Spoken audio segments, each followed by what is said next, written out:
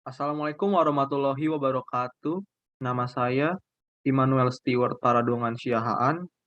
Pada kesempatan di pagi hari ini, saya akan mempresentasikan atau membuat suatu vlog yaitu menjelaskan tentang materi PJOK adalah permainan bola besar.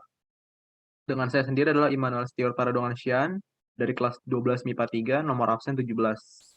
Oke, di sini saya akan mempresentasikannya atau membuat suatu vlog yang kecil, vlog yang sederhana.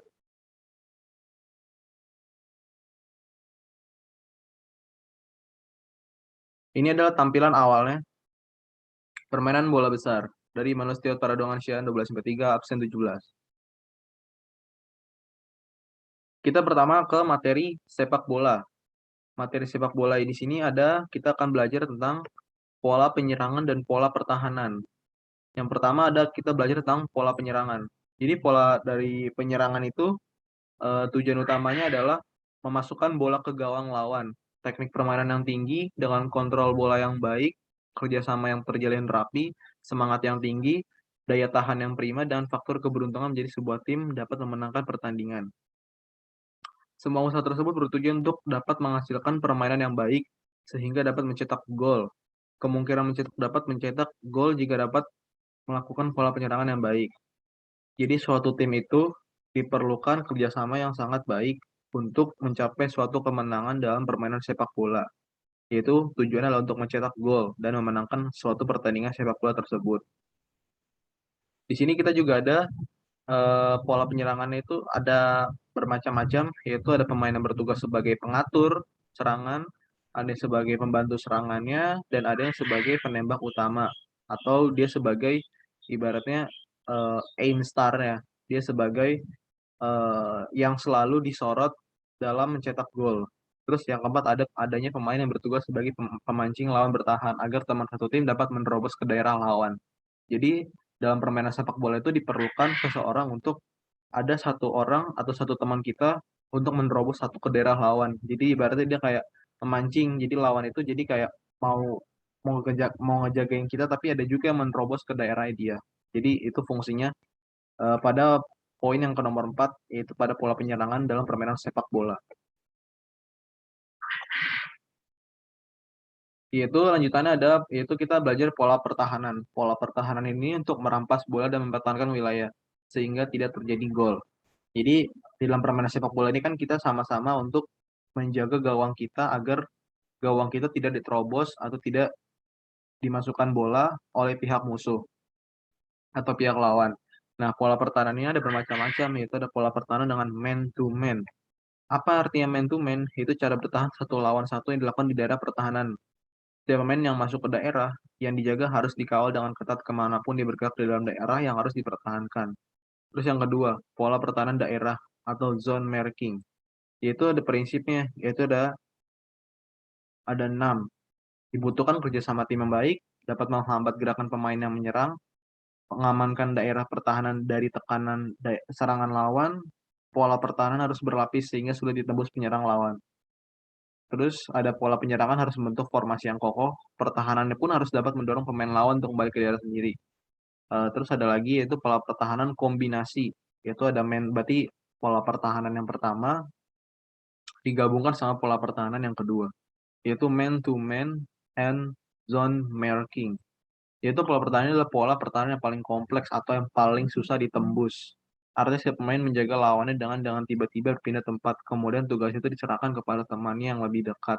Pertandingan akan berhasil dengan baik apabila ada koordinasi antar pemain dan ada tanggung jawab pemain per lini akan daerahnya masing-masing. Jadi pada poin yang ketiga ini adalah pola pertahanan yang paling benar-benar susah untuk ditembus oleh pihak lawan karena dia menggabungkan pola pertahanan yang pertama dengan pola pertahanan yang kedua, yaitu pertahanan satu satu lawan satu dan pola pertahanan daerah. Jadi poin yang ketiga ini sangat kompleks dan sangat benar-benar sangat susah ditembus oleh pihak lawan ya. Yang kedua kita akan belajar bola basket. Bola basket itu ada pola penyerangannya juga. Ada penyerangan bebas, penyerangan kilat berpola, dan penyerangan berpola. Apa itu penyerangan bebas? Penyerangan bebas adalah penyerangan tanpa bola yang sangat bergantung dari penguasaan teknik, taktik, dan kesempurnaan fisik setiap anggota tim yang baik.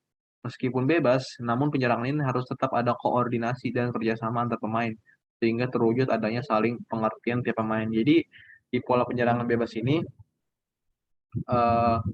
ini bergantung kepada penguasaan teknik, taktik, dan kesempurnaan fisik setiap anggota tim yang baik. Jadi, ibaratnya ini kayak dalam penyerangan bebas ini kalau bisa diambil kesimpulannya ini kayak ini bergantung kepada skill individu masing-masing dari tiap anggota.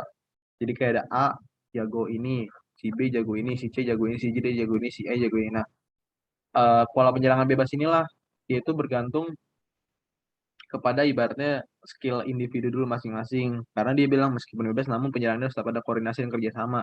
Nah, walaupun udah pada punya skill individual yang bagus, tapi tetap ada tetap harus ada koordinasi dan kerjasamanya antar pemain sehingga terwujud adanya saling pengertian dari pemain. Nah, yang kedua ada penyerangan kilat. Penyerangan kilat ini apa? Dasar penyerangan kilat itu adalah dengan 2 atau 3 operan harus sudah melakukan tembakan. Serangan kilat itu merupakan usaha untuk memperoleh posisi tembakan pada saat lawan belum sempat menempati posisi jaganya. Serangan kilat merupakan senjata yang sangat baik untuk menghancurkan pertahanan lawan. Jadi di poin yang kedua ini penyerangan kilat ini jadi kayak kita mengoper dari A ke B, B ke C. Nah, itu kan udah 2 kali tuh atau 3 kali. Nah, dari situ kita harus sudah kita mengoper-oper itu kita harus sudah memastikan tuh goal kita kemana, tujuan kita kemana.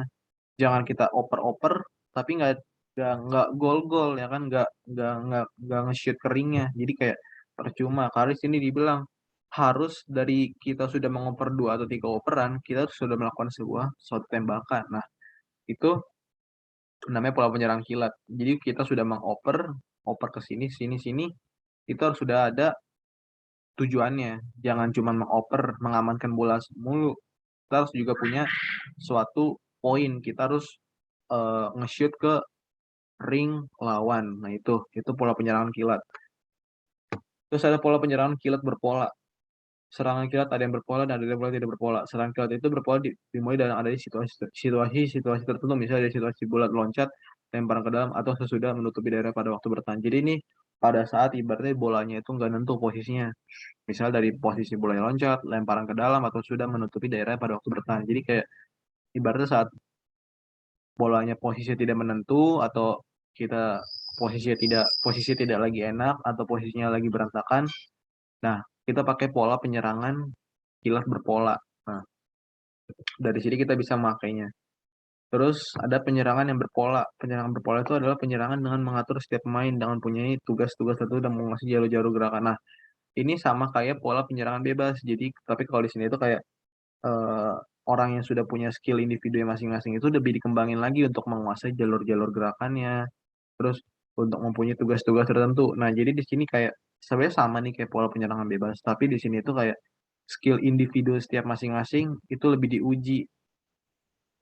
diuji untuk kayak dia menutupi daerah, dia menutupi agar lawan tidak bisa mengambil bola timnya. Terus dia belajar cara bertahan yang benar, belajar cara bertahan atau cara mengoper bola yang benar. Nah, ini diperlukan penyerangan berpola, yaitu skill individu itu lebih dikembangkan lagi dan jadi kayak mereka itu punya skill individu tiap masing-masing, ada yang jago mungkin nge-shoot. Nah, dari sinilah mereka tuh dia dikembangin untuk menguasai jalur-jalur gerakan, jadi saling berkoordinasi lah setiap skill individu masing-masing. Terus ada lagi lanjutannya itu ada adegan-adegan dalam pola penyerangan. Itu ada adegan 1-3-1 atau pola diamond. Adegan diamond sangat baik untuk penyerangan terhadap pertahanan daerah maupun pertahanan 1 lawan 1. Pedoman buat pola penyerangan bila menghadapi pertahanan 1 lawan 1 adalah sebagai berikut. Yaitu ingat dasar-dasar umum buat pola. Nah, dasar-dasar umum buat pola itu yang tadi, yang slide sebelumnya. Yang kedua ada pemain yang mahir mengadakan bayangan. Nah, ini juga, jadi kembali lagi, ada pemain yang mahir mengadakan bayangan, ada pemain yang mahir mengadakan untuk shooting. Jadi ini kayak adegan 1-3-1 ini kayak kita bisa nerapin ini kalau kita udah jago di pola-pola sebelumnya, di yang slide sebelumnya tadi yang saya sudah jelaskan. Nah, ini. Jadi dari sini nih, ini bisa dilakukan adegan ini kalau kita sudah jago dalam pola sebelumnya itu, ini yang tadi, itu pola diamond. Terus ada adegan 121 itu pola Altman. Pola Altman itu dapat diterapkan apabila suatu regu tidak mempunyai jangkung.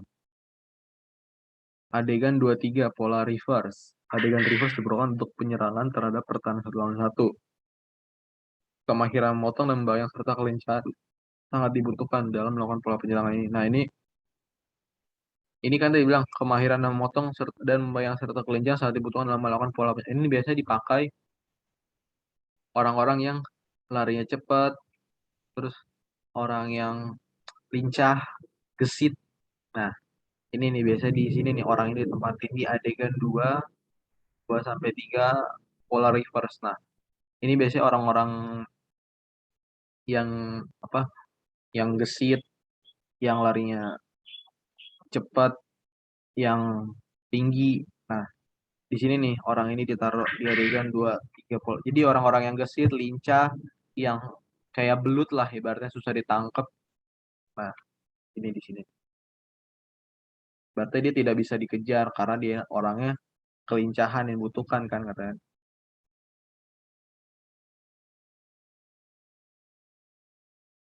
Terus ada terakhir kita ada belajar tentang materi bola voli. Nah, pada pola penyerangan bola voli itu, langkah-langkah menyusun suatu pola penyerangan adalah sebagai berikut. Yang pertama, menganalisis situasi pertandingan sesuai dengan kondisi lawan dan alam sekitar. Pasti dong kita ngeliat dulu tuh gimana nih musuh kita, ya kan? Yang kedua, proses pemecahan mental dalam suatu taktik yang akan dikerjakan. Ketiga, tindakan gerakan secara otomatis terhadap hasil keputusan yang diambil. Yang keempat, adaptasi dan lingkungan sekitar. 5, survei pertandingan tentang sistem yang digunakan. Oke, yang pertama itu ada melindungi penyerang atau cover. Cover adalah suatu proses serangan dari pemain penyerang yang melambung kembali dari blok atau blok. Perlindungan pihak lawan harus diterima oleh pemain sergunya yang bersama-sama telah mempersiapkan diri untuk membela dan membentuk pertahanan. Jarak antara kelompok-kelompok yang berkumpul di sekitar penyerangan bergantung dari lambungan PSS dari setter atau pengumpan, kualitas blok pihak lawan, dan ketiga arah laju yang dipukul oleh penyerang. Nah, ini sangat diperlukan ya oleh dalam permainan bola voli, yaitu melindungi seorang penyerangnya. Untuk kita yang nggak cover ibaratnya. Jadi melindungi kan cover. Ini dalam permainan bola voli. Terus ada lagi yaitu teknik-teknik penyerangannya. Teknik-teknik penyerangan itu ada smash namanya. Smash itu kan berarti kan apa menyerang ya atau memukul atau melakukan suatu gerakan tiba-tiba yang keras. Nah, ada 4 yaitu ada frontal smash yang pertama atau smash depan, yang kedua frontal smash dengan twice twice atau smash depan dengan memutar, yang ketiga smash smash dari pergelangan tangan, yang keempat dump smash pura-pura. Dalam perlakuan smash ada 4 tahap gerakan yang seperti antara lain sebagai berikut, yaitu ada tahap pertama. Nah, dalam smash itu kan banyak orang kita lihat kayak ada dia lari menghampiri dulu kayak tep tep tep tep tap. Nah, itu namanya adalah run up atau lari menghampiri. Yang kedua, ada tahap kedua, take off, melompat. Nah, sama. Kita kan lihat orang kalau mau nge-smash kayak set, tep. Nah, itu kan berarti kan dia ngelompat dulu ya, lompat. Nah, itu namanya take off. Itu tahap yang kedua. Yang ketiga, hit, memukul. Nah, pasti dong. Mana mungkin kan kita main bola voli, kita nendang. Pasti kita pukul pakai tangan kita. Set, tep. Nah, itu tahap ketiga namanya hit atau mengenai, hit. Yang keempat, tahap keempat itu adalah landing lah. Dari bahasa kita udah tahu landing pasti mendarat kayak suatu pesawat. Berarti dia berarti mendarat ke tanah atau kembali lagi ke tanah. Berarti dia tep, habis memukul, habis melompat dia memukul, habis itu dia berarti jatuh lagi ke tanah dengan kondisi yang sempurna, nggak jatuh sama sekali. Nah, ini adalah tahap yang keempat atau landing, mendarat. Mendarat. Oke. Oke, kita sudah selesai dalam melakukan presentasi. Saya juga sudah selesai membuat vlognya. Ini adalah penjelasan singkat yang bisa saya sampaikan tentang permainan bola besar. Tentang permainan bola besar. Oke, mungkin cukup sekian, yaitu dari Immanuel Stior Taradongan Sian, 12, kelas 12 IPA 3, nomor absen 17. Cukup sekian mungkin dari presentasi yang telah saya sampaikan. Kurang lebih mohon maaf. Wassalamualaikum warahmatullahi wabarakatuh.